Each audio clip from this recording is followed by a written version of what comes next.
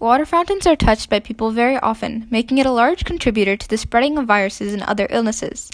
Researchers have found that handles or buttons on drinking fountains were the most contaminated surfaces in public schools.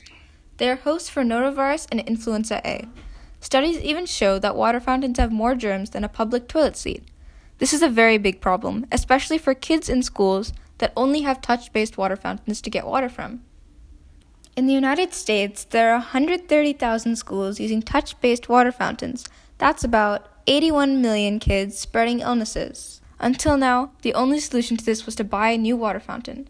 Unfortunately, that is way too expensive for most schools. Getting a new motion sensor water fountain costs about $2,000, not including the price of plumbing and replacements.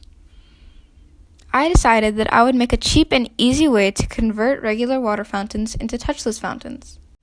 Introducing safesip. It latches onto the side of the already existing water fountain. This means that there is no need to spend the money in taking out and replacing the water fountain. Not only is it perfectly integrated, but it's also protected from water with a plastic shell and boxes to encase all the electronics. This device uses an ultrasonic sensor to detect when people are present. When a person is detected, it uses a servo to push the button, allowing the fountain to turn on. In this way, people can drink water without ever needing to touch the fountain. My name is Anika Joshi. I am a freshman going into high school, and I'm going to share with you the 9-month journey of how I got to this finished prototype. After doing a few months of research and planning, I started to make prototypes of my idea.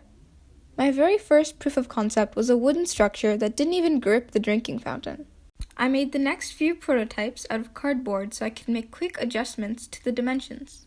From there, I bought some rigid plastic pieces with the right dimensions that I used to check if the device would push the button properly.